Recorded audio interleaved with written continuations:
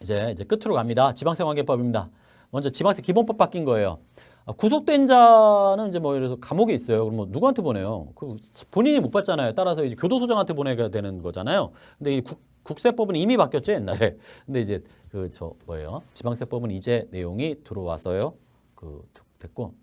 지방세 징수권 소멸시효 중단 사유. 작년에 국세법 기본법에서 뭐 바뀌었어요? 압류금지 재산이라든가 제3자 재산 압류하고 이런 거는 소멸시효 중단 사유에 해당하지도 않는다. 따라서 이거 압류된 것도 아니니까 이거 5년 시효 지나면 이제 납부무 소멸하는 건데 지방세 기본법이 국세법과 동일하게 올해 바뀌었습니다. 그다음에 후발적 사유에 대한 경주청구 대상 명확화. 이제 후발적 사유가 예를 들어서 법정 신고 기한 지난 후 발생하면은 후발적 경주청구 할 수 있어라는 거예요. 근데 법정 신고 기한으로라고 돼 있으니까 어떻습니까? 지방세 법정 신고할 수 있는 즉 신고 납부 세목이 뭐지? 라고 했을 때 취득세, 뭐 등록면허세, 뭐 그런 거 외에 거의 찾아볼 길이 없어요. 뭐 지방소득세라든가 지방소비세가 있긴 한데 그거야 뭐 뭡니까 부가가치세라든가 법인세 소득세랑 연동되는 거니까 그건 뭐 원래 그렇고. 그런데 실제 근데 취득세를 볼 때는 취득세만 보면은 취득세는요 유통세라 법정 신고 기간 이후에 새로운 사유 발생으로 과표가 바뀌잖아요. 그래도 경정청구는 안 받아줘요. 후발적 사유의 경정청구는요. 왜냐하면 취득 당시엔 그 금액이 맞다라는 거예요. 새로운 사유 발생으로 이런 거는 상관없다는 거예요. 그런데 이제 법정 신고 기한이 지난 후로 삭제해요. 시행령의 사유가 그냥 발생했을 때예요. 그러면 고지지방세도 후발적 경정청구 대상으로 해주겠다라는 게 내용이에요. 근데 참 그래요. 뭐 재산세가 후발적 사유가 발생했다. 그러면 돌려달라고 청구할 수 있다. 뭐 이런 내용인데 발생하는 게 극히 뭐 많지는 않을 것 같아요. 그다음에 특별징수 납부지형 가산세 규정 보완해서요. 요게 이제 원천징수를 지방세에서 특별징수라고 부르잖아요. 납부지형 가산세 붙일 때 그게 이제 약간 한 달치 가산세가 좀 빠지는 부분이 있었어요. 그래서 그 한 달치에 대해서 한 달치 일 가산세가 한 달로 계산하면 0.66이거든요. 왜냐면 1로 하면 0.02라 곱하기 31을 하면 0.66이라 그거 가산세를 덧대서 세금을 붙이겠다 뭐 이런 내용이에요. 그다음에 이의신청 대리인 관련 기준 해가지고 원래 이의신청이나 이런 것들은 다 심판청구 이런 것들은 변호사, 세무사, 뭐 회계사 이렇게 해야 되는데 예외적으로 배우자, 사촌, 혈족 뭐 이런 거 하는 게 있잖아요. 2천만 원 미만인 경우에는 세무사, 변호사 안 쓰고 할 수 있는데 2천까지 늘리겠다는 내용이 되는 거죠. 예. 뭐 심판청구도 현행 2천 아니냐 뭐 이런 내용이에요. 그다음에 지방세에서 선정대리인 제도라고 해서 어려우신 개인에 대해서는 이제 무료로 이제 세무대리인이 불복을 해주는 건데 개인에 한해서 소득금액 5천만 원 이하, 재산가액 5억 이하이신 분들에 대해서 해줬는데 법인도 허용은 돼요. 근데 저는 사실은 이게 웃겨요. 왜냐면 개인은 인적사정이라는 게 있어요. 근데 법인은 무슨 인적사정이 있어요. 법인 물적회사인데. 그런데 그 물적회사의 규모가 매출액 3억, 자산가액 5억 이하는 그냥 세금이 잘못 내면은 불복을 할 때 그냥 세무서 가서 선정대리인 잡아가지고 그냥 무료로 해라. 이런 거는 좀 이게 물적 인적의 개념을 인적 사정이나 어떤 이론적인 개념을 무시한 거다라는 저는 사실 생각을 합니다. 그리고 청구세액 2천만 원 이하 뭐 작은 금액일 수도 있을 텐데 2천만 원 이하 세금에 대해서 뭐 이렇게 지방세의 대리인이 봉사하라. 이거 좀 물적 회사인데. 그다음에 지방세 운영에 대한 포상금 내 지원 규정. 요게 조례에서 있는 조항이었는데 국세는 그런 규정은 없는데요. 지방세에서는요. 부가징수를 잘한 세무공무원분한테 포상금을 주는 제도로 조례를 운영하고 있었어요. 그걸 아예 그냥 법으로 들여와가지고 포상금을 주겠다라는 거예요. 공무원분들한테. 뭐 공무원분들이 잘하시는 건 뭐 나쁘지는 않겠지만 어쨌든 그런 게 있다라는 거 알아두시고 그다음에 지방소득세 환급가산금입니다. 환급가산금을 경정청구를 하면은 납부일이 이길서부터 계산하고 경정청구 안 하고 그냥 직권으로 돌려주면 환급가산금 없다가 옛날에 규정이었어요. 근데 그거 국세법에서 그렇게 안 하거든요. 그래서 이거 경정청구 없어도 돌려주는 금액이 과온합이면 당연히 납부일이 이길서부터 이자를 줘야죠. 잘못 낸 건데. 그렇게 합리적으로 바뀌었고요. 지방세 징수법 개정 사항입니다. 요게 작년에 이제 징수법에서 우리가 이제 공매를 받았어요. 압류재산을 공매받았는데 자격을 취득하지 못한 자는 당연히 못 받아요. 그러니까 예를 들어서 농지를 내가 공매로 받았어. 근데 내가 농민이 아니야. 농지자격증이 없어. 그러면 당연히 그거는 뭐 받은 사람이 아니에요. 그런 얘기인데요. 그 이제 지방세 징수법에도 들어왔다는 얘기예요. 근데 이제 그러려면 어떻습니까? 내가 이렇게 매각 입찰이 돼가지고 개찰이 돼서 내가 다 됐어. 근데 아직 농민은 아니야. 그런데 어떻게 해야 되는 거예요? 개찰일로 7일 내에 돈 내라. 근데 요건을 갖추려면 어때요? 자격을 취득해야 되잖아요. 그래서 이제 10일까지 연장해 준 거예요. 17일까지 자격 취득해서 갖고 와라. 그러면 이제 돈 내고 가져가라는 얘기예요. 국세와 일치시킨 겁니다. 네, 체납처분 중지 절차 완화인데요. 체납처분 중지가 된다는 건 이제 압류 매각하는 거, 청산하는 거를 이제 체납처분이라고 하고 이제 국세징수법에서는 이제 강제징수 뭐 이런 내용 표현하고 막 이러는데 그 중지한다는 거는 이제 세금 못 받는다. 그래서 결손처분, 그것도 이제 정리보류라는 말도 쓰고 그러는데 같은 말이라고 생각하시면 돼요.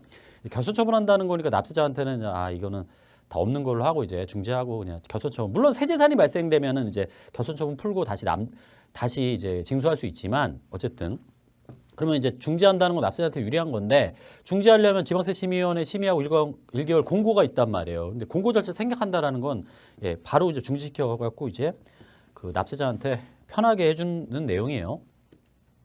그래서 지방세법 주요 개정 사항입니다. 상속 차량을 취득하게 됐을 때에 그 차량이 막 못 쓰는 차량이잖아요. 그러면 상속 개시일로부터 3개월 내에 말소 등록을 하게 되면 비과세가 되는 거예요. 그런데 그게 상속세 신고할 때나 상속 취득세 신고가 6개월이잖아요. 또 외국 상속인이 있으면은 9개월까지 연장되니까 이것도 상속 차량 비과세도 같이 기간을 맞추겠다는 겁니다. 그리고 유사부동산의 시가인정액 그게 증여받을 때 시가인정액 중에 당해부동산의 시가 또는 그게 없으면 유사부동산의 시가인정액을 끌어와서 할 수 있는데 그게 뭡니까? 취득일 뭐 전 1년이냐 2년이냐 그다음에 취득하고 나서 후 뭐 신고기한까지 뭐 아니면 신고일까지의 뭐 그런 유사부동산 관련한 내용이 2년으로 해서 명확하게 이제 했다라는 내용이에요. 예. 근데 정비사업 토지에 대한 취소 과표 경과 조치 마련인데요.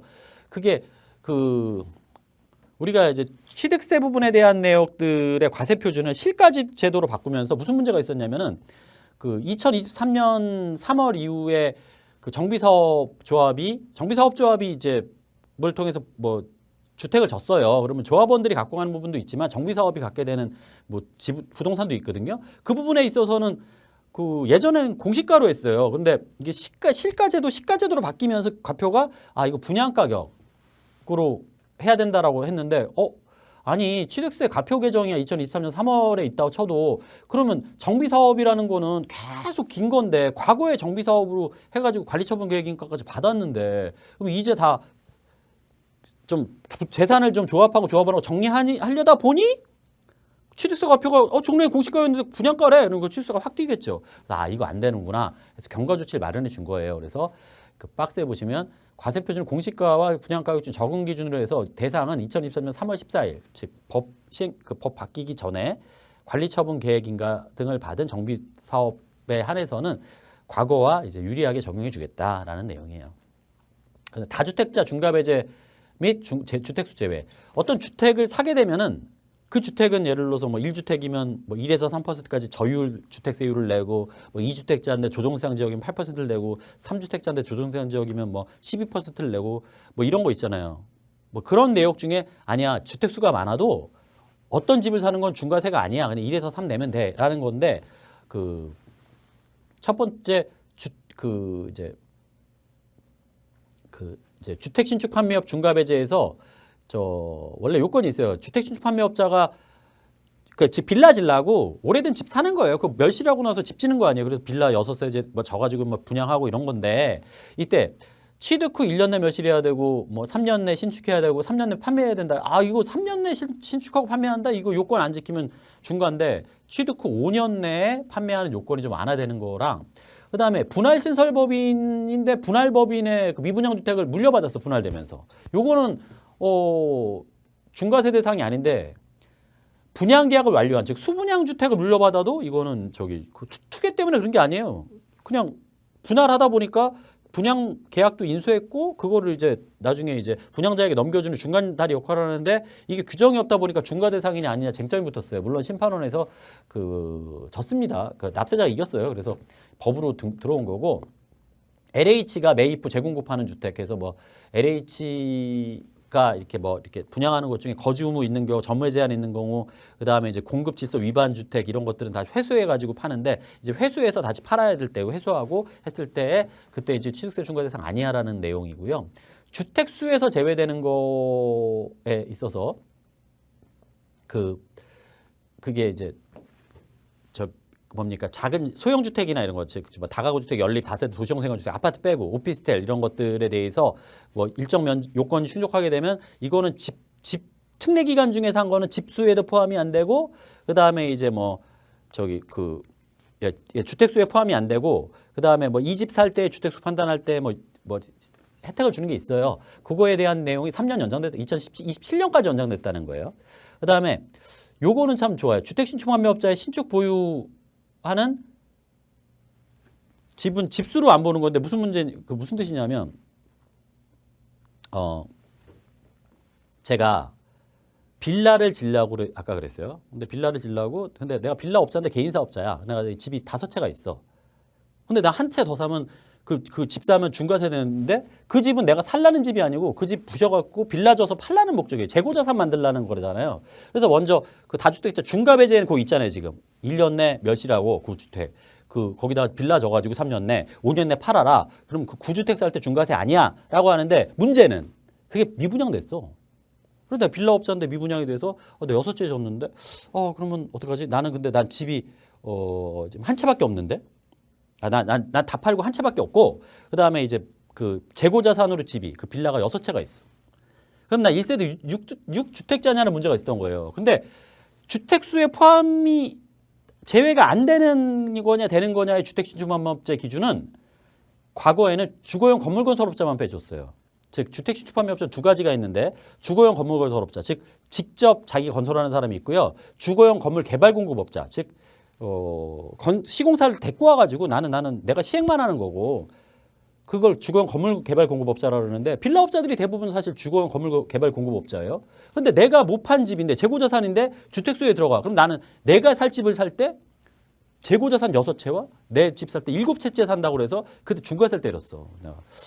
이건 말이 안 된다 제가 막 했죠. 왜냐면 국세법에서도 이런 주택신축판매업자가 보유하는 재고주택은요. 주택수에 안 들어가서 다주택자 양도세 중과의 대상이 아니에요. 게다가 내가 그거 빼고 집이 한 채잖아요. 그럼 재고자산 빼고 나머지 한 채라서 그냥 양도세 비과세라고 그 집을 팔 때. 그러니까 국세와 지방세가 업종은 같은데 결을 달리 가는 건 말이 안 되지 않느냐 이게 제도가. 그래서 이제 발표도 하고 그랬었는데 다행히 이번에 들어왔습니다. 그다음에 주택수 산정 방법 및 기준 일부 안에서 이게 예를 들어서 제가 아파트 분양을 받을 때 우리 아버지가 65세, 저도 30세, 30살 뭐 이렇게 안 돼가지고 그게 이제 한 세대로 볼 수밖에 없는 거고 한 세대였어요. 그래서 내 아버지가 집이 2채 있었어. 근데 내가 분양권을 하나 받았어. 그러면 이 분양권 받았을 때 집을 산 건 아니지만 주택수 중과냐 안 중과냐 판단할 때 주택수는 그 분양권 받을 때 매매계약 기준으로 판단해요. 따라 3주택자가 됐기 때문에 나는 나중에 그대로 이제 그게 뭐 예를 들어 중간에 아버지가 집을 팔아도 내가 그 2년 뒤에 아파트가 젖었어 분양권에 따라서 그때 아파트 분양에 따라서 그 집을 살 때 유상승계 취득할 때 3주택자 중과세를 맞게 돼요. 그러면 어떻게 하면 되느냐? 나는 아파트가 젖을 당시에 되니까 이제 그 분양권 받은 당시보다 시간이 많이 지났겠죠. 나이가 많이 들어 30살가 넘었어. 그래서 1세대가 가능해. 그러면 내가 주택 취득 1년제 1세대를 만들어버려 내가.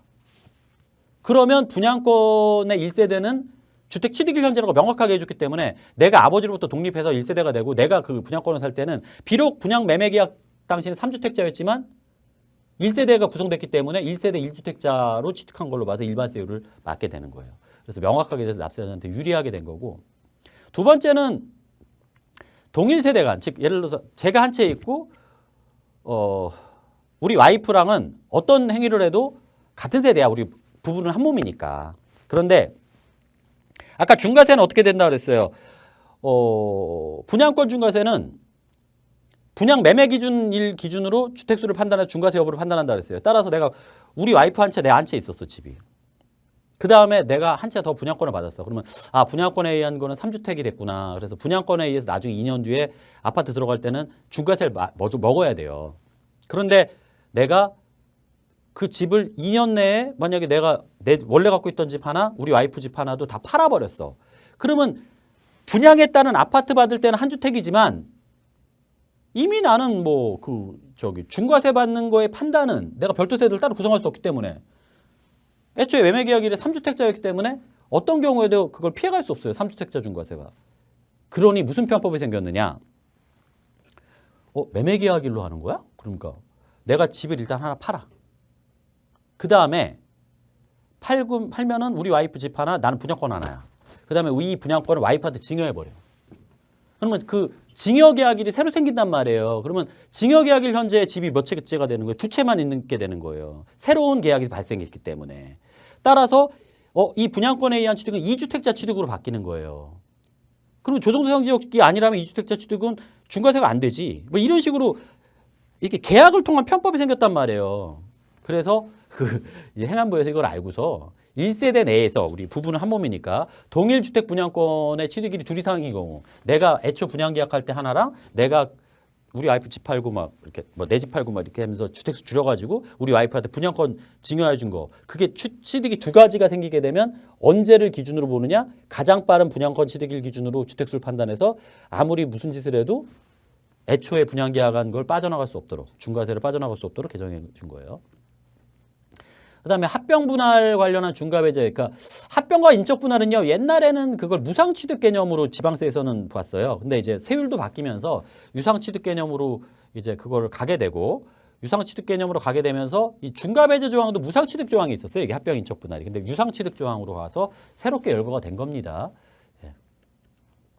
그다음에 7번에 중소기업 고용 지원에 대한 주민세 종업원 과표 공제 합리화. 이거는 이제 요거 한번 읽어보시는데 중요한 건 뭐냐면 주민세 종업원분이라는 건 우리가 이제 직원들한테 월급을 줘요. 월급을 주는데 한 달에 예를 들어서 1억 5천 이상 줬을 때 그때 이제 0.5%의 급여에 종업원분 주민세를 내야 되는 문제가 있었는데 이게 1억 5천이 넘어야 돼요. 1억 5천이 넘어야 되는데 그게 이제 급여가 많이 올랐다. 그래서 1억 8천까지로 올려준 거예요. 따라서 그러니까 이게 2025년 1월 1일 이후서부터 따라서 1억 납세자한테 유리하게 된 거죠. 그러니까 이제 1억 8천이 1억 5천만 넘으려고 그랬는데 막상 지금 이제 넘으니까 주민세 내야 되는데 1억 8천까지 올라갔으니까 이제 납세자한테 유리하게 바뀌었으니까 좀 체크해 두시기 바랍니다. 그다음에 주민세 사업소세가 있어요. 그거는 이제 보통 고지 날라오는데요. 주민세도 지방세 중에 이제 신고하는 제도예요. 종업원분도 신고하는 것처럼 사업소분도 신고하는데 우리가 그걸 몰라. 그래서 고지해요 그냥. 근데 신고는 안 했잖아. 그럼 무신고가산세가 있느냐 문제가 있잖아요. 그래서 그런 거는 없는 걸로 이렇게 해서 면제를 해준다라는 거죠. 보통 저도 받아서 내요 그냥 해서. 그다음에 금융투자소득세가 소득세에서 없어져 버렸잖아요. 따라 지방소득세에서도 폐지됐습니다. 그래서 성실신고하기 대상 소규모법인도 법인세가 올라갔잖아요. 200억 이하 무조건 19%. 그렇게 따라 지방소득세도 200억 이하 무조건 1.9%.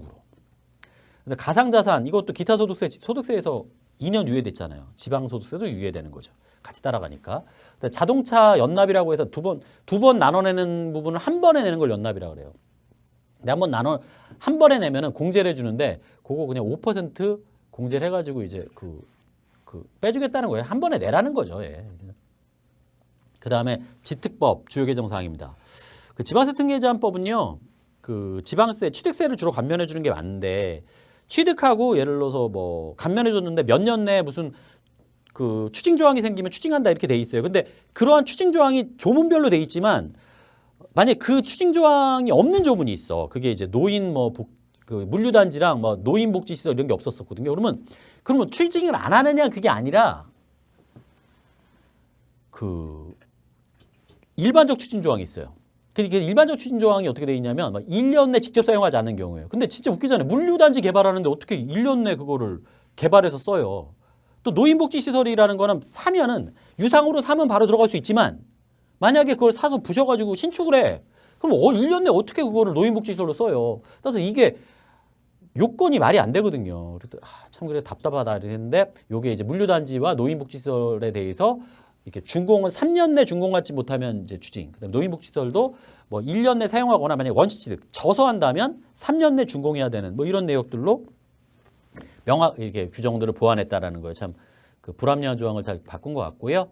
그다음에 우리 이게 좋죠. 다자녀 양육할 때 자동차 같은 거 사서 당연히 뭐 이제 우리 애들도 태우고 다니고 그러는데 옛날에 3자녀 이상. 저는 자녀가 셋이라 요게 이제 그 혜택을 받았었어요. 근데 이게 2자녀로 이제 완화해 줬다라는 내용이죠.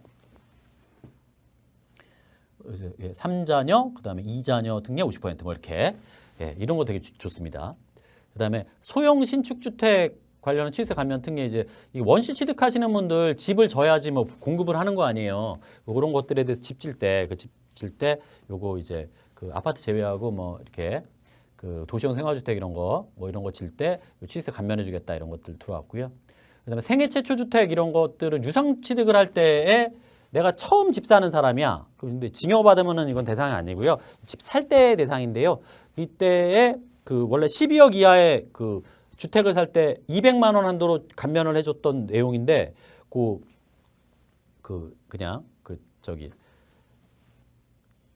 뭡니까 여기 소형 주택에 한해서는 300만 원 한도로 감면을 해주고 이게 최소 세제 적용이 안 돼가지고 이제 아까처럼 공동주택 아파트 제외하고 다가구 도시형 생활주택 이런 거 살 때 규모가 작은 것들은 300만 원까지 취득세가 없도록 이제 해주는 제도입니다. 근데 이거는 무주택자로에 한해서 되는 거예요. 그래서 주택 소유 사실이 없는 주택인데 주택 소유 사실이 있지만 요게 부득이한 사유에 해당한 내역이라든가 이렇게 됐을 때는 요거는 그 주택 소유 사실이 없는 걸로 보는 조항도 추가로 들어갔다 이렇게 보시면 될 것 같고 그다음에 내진 성능 확보 건축물에 대한 취득세 감면 100% 감면이에요. 이게 독특한 조항인데 내진 성능 감면을 이제 원래 법령의 의무 대상이면 당연히 이제 그 일반으로 내는 건데 의무 대상이 아닌데도 만들었다면 100% 감면해 준다는 건데 이거 뭐 대상은 많지 않다고 하는데 왜 이런 규정이 생겼는지는 좀 의문입니다.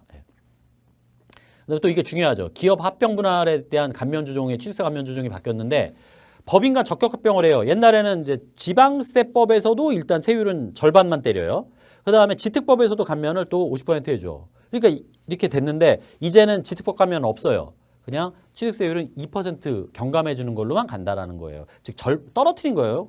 그다음에 조합합병 이건 넘어가고 법인의 적격 분할에서도 그래서 분할도 원래 75% 감면 50% 감면으로 바뀌었다. 현물 출자도 마찬가지다. 중소기업 통합도 75에서 50으로 바뀌었다. 보시고 우리가 제일 관심이 많은 개인 사업의 법인 전환도 75에서 50으로 바뀌어 가지고 이제 그 한다라는 내용을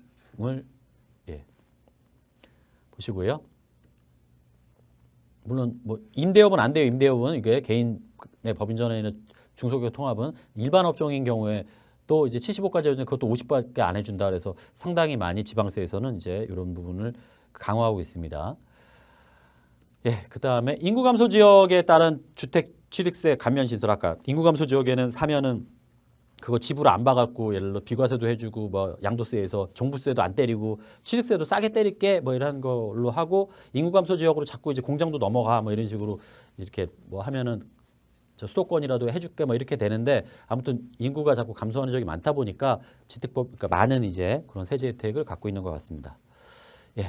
이렇게 오늘 한 2시간 반 정도에서 이렇게 내용들을 정리해봤는데요. 저는 그렇게 생각합니다.